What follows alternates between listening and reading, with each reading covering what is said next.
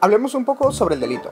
Cuando utilizamos este término, debemos recordar que dependiendo de la materia, el tema y el contexto en el cual lo estamos utilizando, su significado puede variar.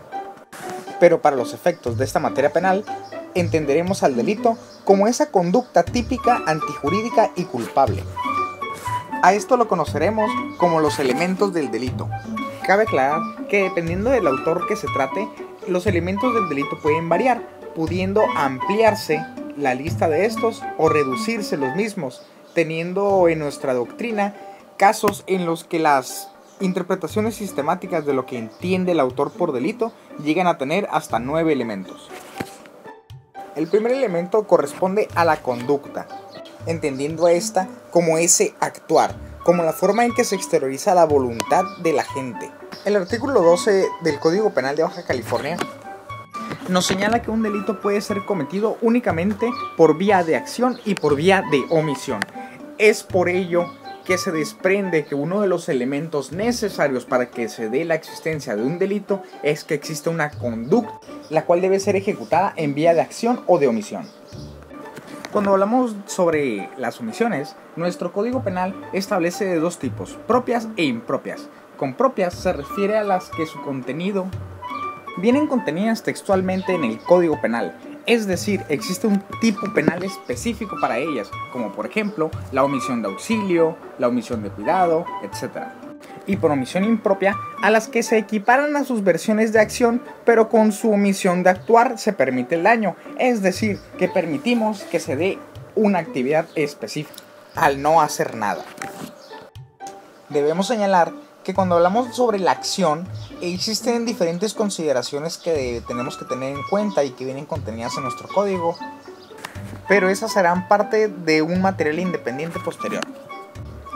El segundo elemento referente a que la conducta deba ser típica se refiere a que exista previamente un tipo penal, es decir, una descripción de los elementos de la conducta que previamente se le ha dicho al ciudadano, o por lo menos se le ha establecido en la norma. Existe una conducta que de ser realizada puede ser castigado con pena de cárcel o con multa.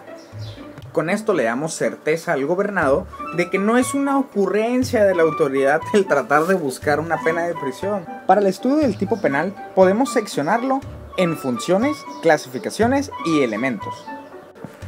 Existe una función que podemos denominar como motivadora general, en virtud de que son exclusivamente los comportamientos previstos en el tipo penal y que resulten coincidentes con el mismo los que se sujetan a una consecuencia jurídica, es decir, a los cuales se buscará que se le imponga una pena.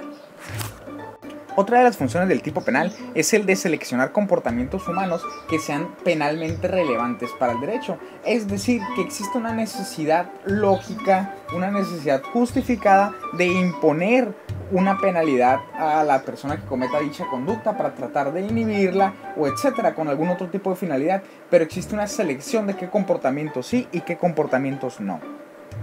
Existen diferentes clasificaciones de tipos penales realizadas en razón a la forma en cómo están descritos, además de los elementos que integran.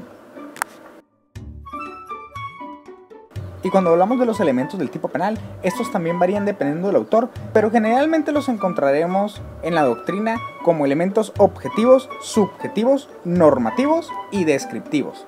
Los elementos objetivos podemos entenderlos como aquellos que proceden del mundo externo, es decir, fuera del sujeto. Los elementos subjetivos están constituidos por los que se encuentran dentro del sujeto, referente a la parte subjetiva, el ánimo de hacer, el ánimo que busca con su conducta, es decir, elementos internos de él. Algunos autores también refieren que con elementos subjetivos tenemos que entender las características especiales del sujeto respecto al tipo penal en específico, por ejemplo. Y cuando hablamos de los elementos normativos, nos referimos a esos elementos que por su propia naturaleza tienen una connotación jurídica determinada, como por ejemplo el concepto de matrimonio dentro del derecho civil, derecho familiar, concepto de deudas, conceptos como adopción, como ilegal, etc. cuando hablamos de los elementos descriptivos, nos referimos a esos elementos que describen formados procesos en el mundo real, es decir, que pueden pertenecer al mundo físico y al psíquico, como por ejemplo, inhumar o los fines sexuales.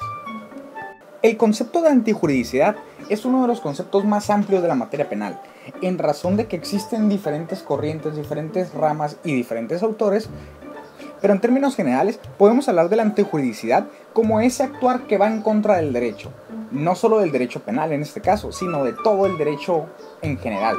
Es decir, no hay una sola rama ni una justificación jurídica que permita realizar dicha conducta sin obtener un castigo.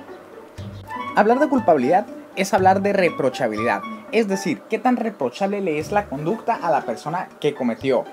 ¿Reprochable en qué sentido? Pues en razón a las demás opciones que tenía en su actuar. Por ejemplo, tenemos una señora avanzada de edad, en aparente perfecto estado de salud, va manejando su vehículo, le da un paro cardíaco o una embolia, choca, causa unos daños a un domicilio. ¿Acaso podremos castigar a esta persona si no tenía otra opción en su actuar? Hay muchas otras respuestas, las encontraremos en el video siguiente referente a las causas excluyentes del delito.